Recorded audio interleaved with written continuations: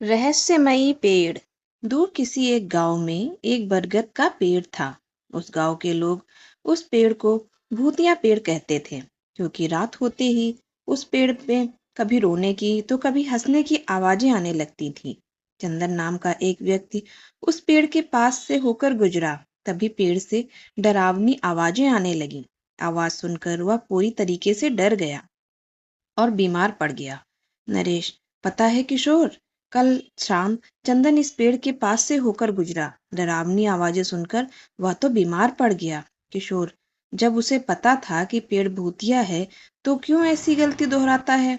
नरेश, हाँ सही कहा। किशोर यह सब कहकर जब अपने घर लौटता है तो उसकी पत्नी उससे कहती है कि हमारा बेटा बहुत बुरी तरह से बीमार पड़ गया है।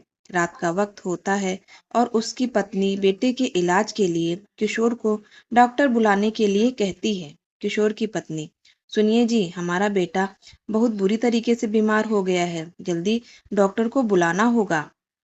किशोर, समय तो देखो, बहुत रात हो चुकी है, इतने समय कौन डॉक्टर मौजूद होगा? दवा लेने के लिए भी मुझे बहुत दूर जाना पड़ेगा। किशोर की पत्नी, हाँ तो जाइए ना, अगर नहीं गए तो हमारा बेटा बहुत जल्द ज्यादा बीमार हो जाएगा।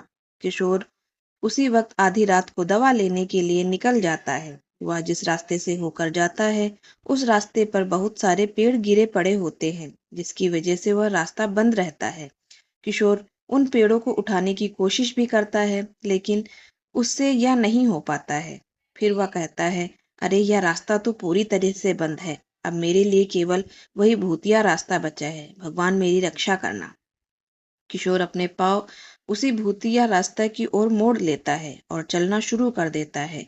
जैसे ही वह भूतिया पेड़ के पास से होकर गुजरता है, वैसे ही पेड़ से रोने की आवाजें आने लगती हैं। किशोर बुरी तरीके से डर जाता है और भागते हुए वहां से निकलता है।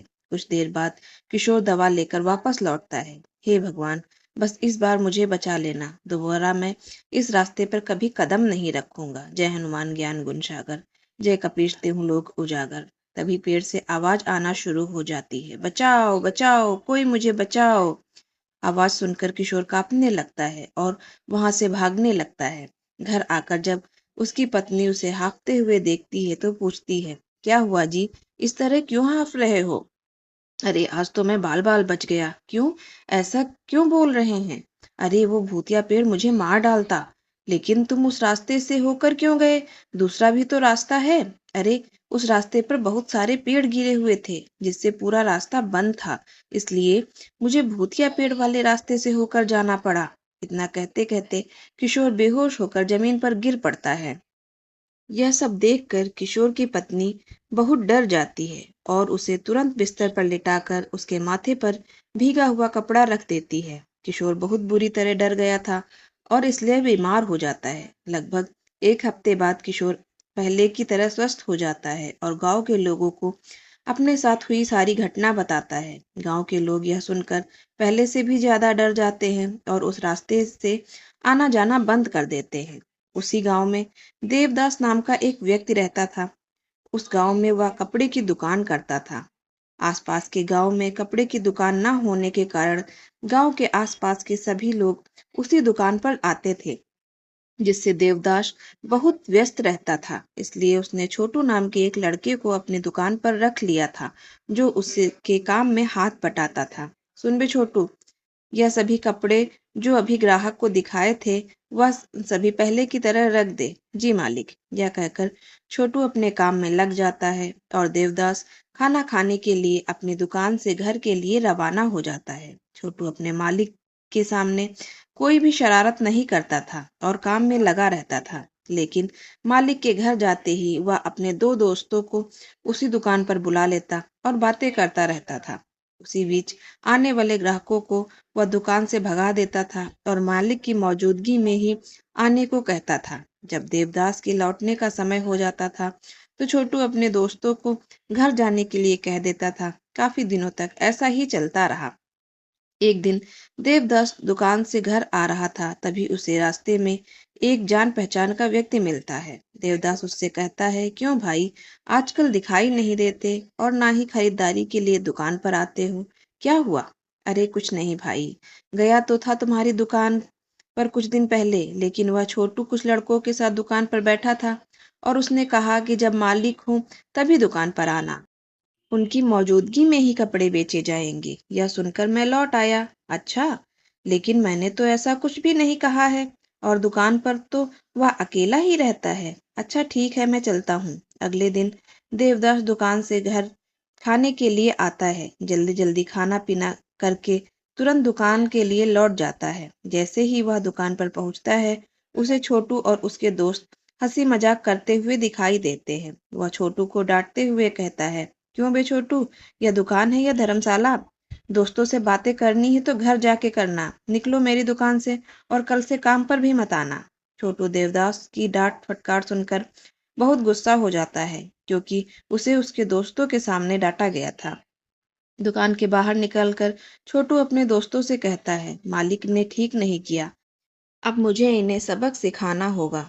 सबक? कैसा सबक? छोटू कहता है, क्यों ना रात को मालिक को उस भूतिया पेड़ से जाकर बांध दिया जाए, फिर जो भी होगा उसके लिए मालिक का अक्ल ठिकाने आ जाएगी। देवदास जब रात को दुकान बंद करके घर लौट रहा था, तो पीछे से छोटू ने उसकी आंखों पर पट्टी बांध दी, जिससे देवदास को कुछ भी दिखाई नहीं दे रहा था। छोटू और उसके दोस्तों ने मिलकर देवदास को उस पेड़ से जाकर बांध दिया और पीछे से उसकी आंखों की पट्टी खोल दी और वहां से बिना आवाज किए भाग गए।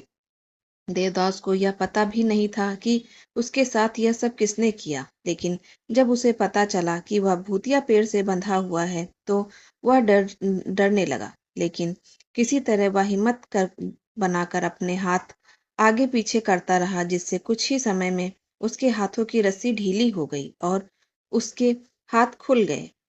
हाथों को इधर उधर करते समय पेड़ से बंधा एक लाल धागा भी खुल गया।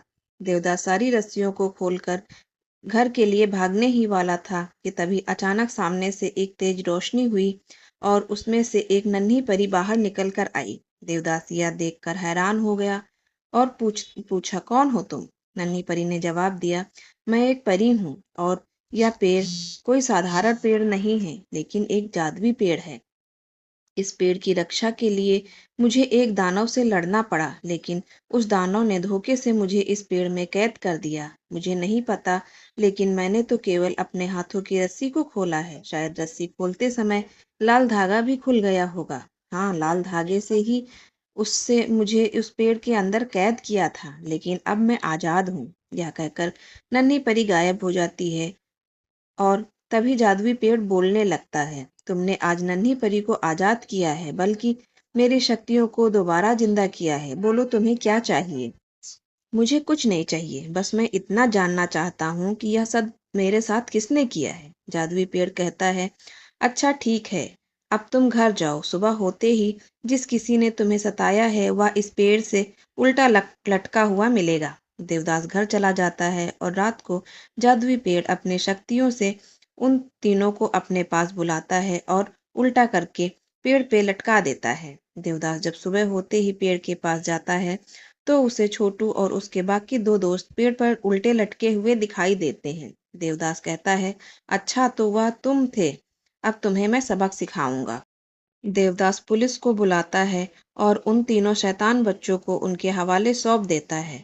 जादुई पेड़ से नन्ही परी आजाद हो चुकी थी, इसलिए अब उस पेड़ से किसी भी तरह की रोने या हंसने की आवाजें नहीं आती थी, जिससे धीरे धीरे गांव के लोग उस रास्ते से आना जाना शुरू कर देते हैं और रात को भी लोग बिना डरे उस रास्ते से आते जाते रहते हैं। जादुई पेड़ अब उस गांव के लोगों की मदद करने लगा था। गांव के लोग अपनी समस्याएं लेकर उस पेड़ के पास जाते और पेड़ उनकी समस्याओं को हल कर दिया करता था।